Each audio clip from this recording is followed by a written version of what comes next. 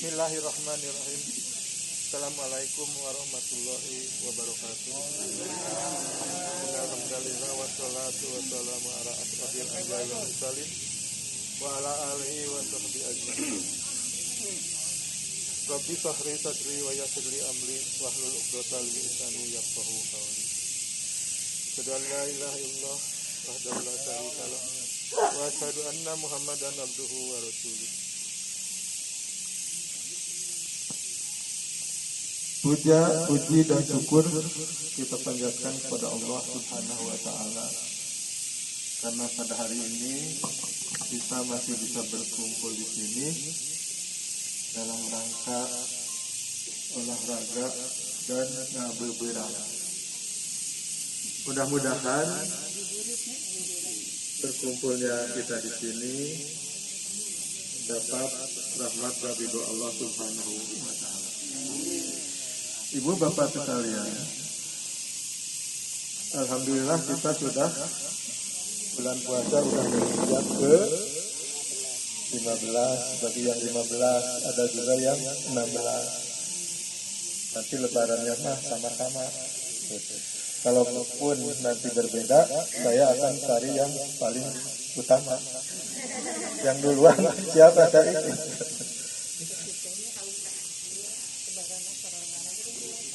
Ibu bapak sekalian yang dirahmati Allah, saya hanya akan menyampaikan apa yang telah saya dapat dari postingan saudara-saudara dari grup WA Muhajirin maupun UPA juga yang lain, tetangga kita. Bulan Ramadan itu menjadi bulan yang dirindukan oleh saudara umat, karena di situ banyak keutamaannya, banyak nikmat yang perlu kita syukuri. Ketika bertemu bulan Ramadan, orang-orang Islam begitu sangat mengharapkan bulan itu lama sekali, karena di situ banyak keuntungan yang kita dapat. Di antaranya yaitu turunnya Al-Quran. Al-Quran sebagai pedoman hidup kita. Ibu bapak sekalian, kalaulah kita kembali kepada pedoman hidup, kita tidak akan tersesat di dalam hidup ini.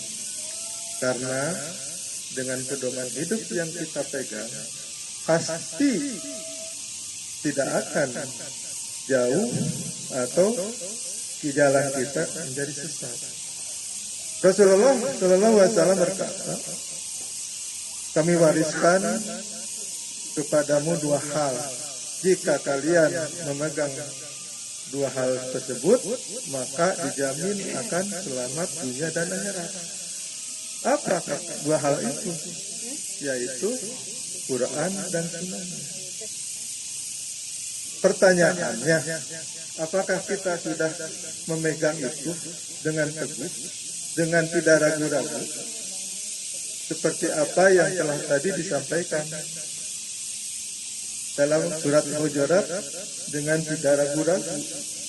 Ayat berapa tadi? 15, sekarang 16 ya. Sekarang dalam bulan Ramadan itu adalah bulan turunnya Al-Quran. Kita mendapat nanti Lailatul Qadar. Ya. Apakah turunnya Al-Quran itu? Kalau saya dulu berpikir turunnya Al-Quran itu dari langit turun brak aja. Itu pola pikirnya begitu. Ya. Padahal udah ada. Ya. Itu. Ternyata Al-Quran itu turunnya bukan seperti yang dulu Rasulullah sampai, yaitu bertahap, ya, tartil, ya. Dan Allah juga melarang kepada Rasulullah untuk tidak membaca dengan cepat-cepat, ya. Janganlah engkau membaca Quran dengan cepat. Tunggu, kata Allah, akan kami ke dadamu dan akan kami jelaskan. Kembalilah pada kita. Ya. Bulan ini banyak orang membaca Al-Quran ingin cepat-cepat tamat. Ya, ibu-ibu udah berapa? Udah? Tamat Al-Quran? Udah? Iya. Pasti dengan bangganya dia bahwa saya sudah menamatkan Al-Quran. Itu bagus untuk anak-anak. Tapi untuk kita sebagai yang usia udah harusnya bukan tamat lagi, tapi udah melaksanakannya.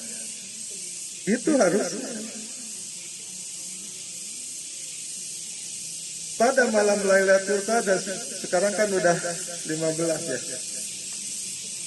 Bentar lagi ada 10 hari yang utama, yaitu malam Lailatul Qadar ya.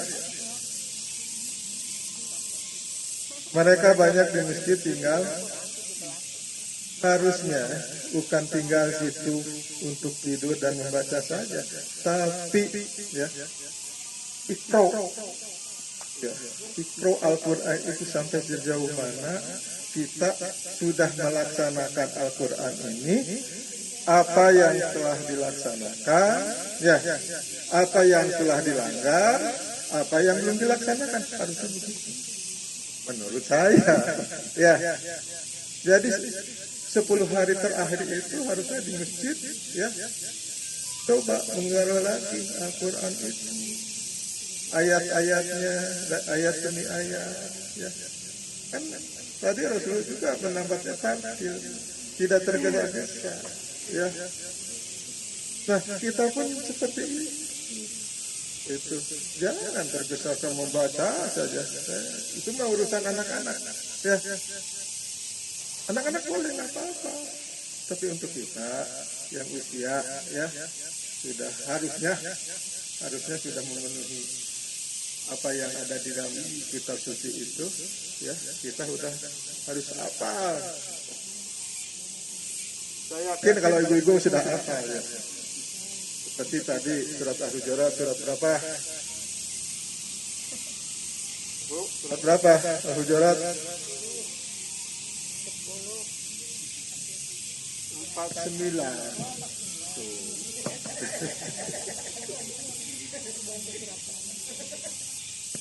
Jadi surat saya aja kita. Kirain saya aja yang belum hafal. Hanya teman, alhamdulillah. Jadi Bu, itu pun saya baru ya sekarang setelah usia lanjut, ya, rambut sudah berubah, ya, mata sudah kurang. Ternyata, ya, kalau kita kembali lagi yakin dan tidak ragu-ragu bahwa Quran itu, ya, pedoman hidup kita, ya, yang diturunkan oleh Allah, bukan dari hasil karya Rasulullah, ya. Itu Quran itu kan wahyu ilahi, bukan. Cuma Rasul itu hanya menerima, ya. Dan penyusunan Al-Quran itu kan memang semuanya wahyu dari Allah. Dan itu kan turunnya bermacam-macam keadaan. Tidak sebegitu jauh langsung bro, itu semua tidak. Kan ayat yang pertama jelas, Iqra, baca. Apa yang harus dibaca ya Rasul? Ini dikatakan Rasulullah Umi tidak bisa membaca dan menulis. Tapi dari itu banyak orang-orang yang tidak percaya. Malahan banyak orang mengatakan Rasulullah itu gila. Gitu. Nggak mungkin. Gitu kan. Justru tidak mungkin kalau itu buatan Rasul, ya. Tidak mungkin ada kejadian yang tempo dulu, ya, dicantumkan di kan sepertiga Quran itu adalah dongeng-dongeng orang buat ambil hikmah dari dongeng-dongeng itu. Ya. Nah, sebetulnya adalah 7 perintah dalam gitu. Dan itu saya yakin, ya, seyakin-yakinnya buat saya, bahwa kalau kita sudah membaca, kemudian mengerti, memahami, dan melaksanakannya, itu yang paling utama, melaksanakan. Itulah keimanan kita ya dengan Al-Quran itu, insya Allah ya akan selamat dunia dan Quran itu ada petunjuk, ada sebagai obat. Ya.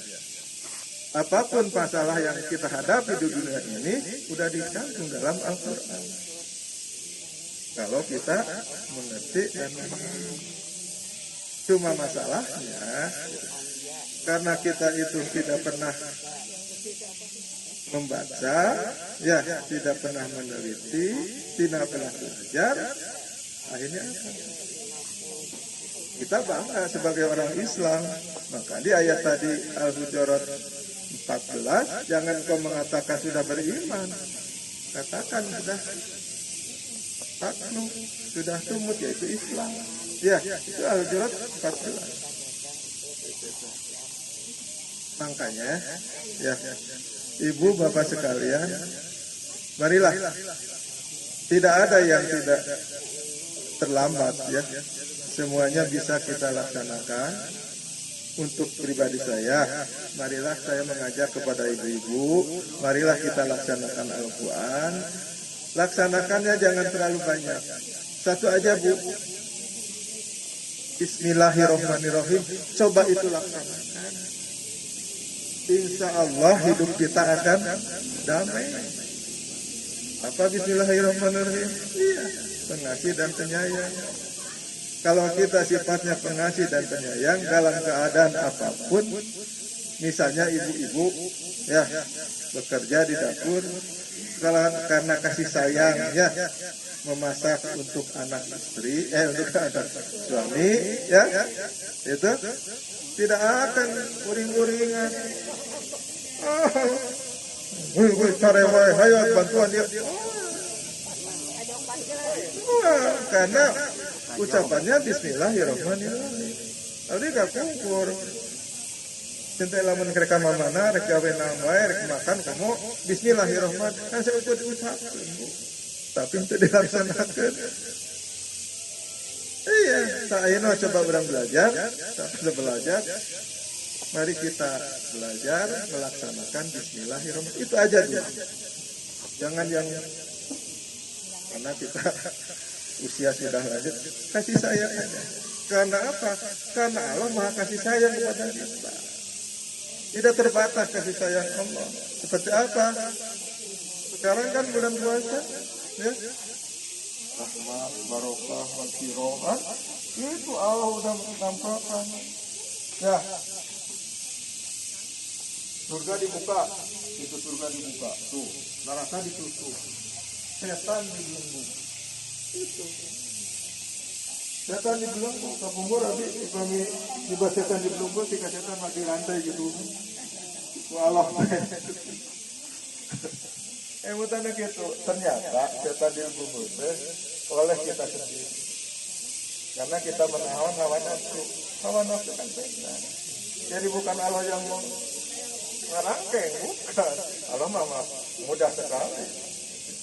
Tapi oleh diri kita sendiri. Coba bulan puasa. Kalau mau apapun kita mau marah, bulan puasa.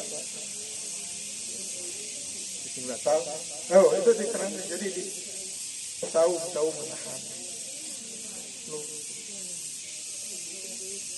Surga dibuka, alhamdulillah dah, Bu. Makanan teh ya, Bu. Kalau mau bade buka, sana setengah damal oke ayam sama tajil. Kalau mau di masjid mah segala ayam. Kadang-kadang namuru, kadang-kadang ya di masjid. Di bumi di sana bangsa kolak teman-teman. Iyalah kurma weh, Bu. Terus terang mah. Kurma teh meser tapi dibeli ayam. Nah, itu keberkahan. Rahmat ya Allah. Begitunya. Batang ada resep. Kasih saum teh. Pemitian sama ayam keras. lagi naon jangan nama bobo naon ya bangun tidur lagi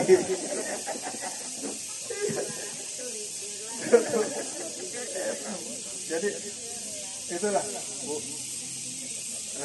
Itu mungkin yang saya bisa sampaikan.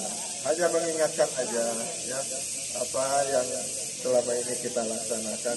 Ternyata Bu, kita itu dalam keadaan sifat ragu-ragu. Kedua, keimanan kita juga masih. Ya. Kenapa? Ya itu tadi. Harusnya kalau namanya Islam dan beriman itu pedoman hidup itu udah apa?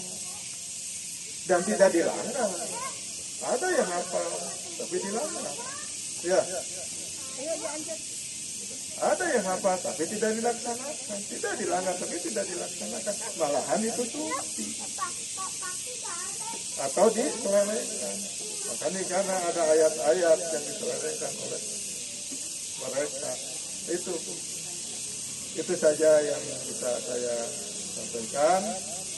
Mudah-mudahan kita bisa menyelesaikan bulan Ramadan ini dan mendapat ridho Allah Subhanahu wa taala. Assalamualaikum warahmatullahi wabarakatuh.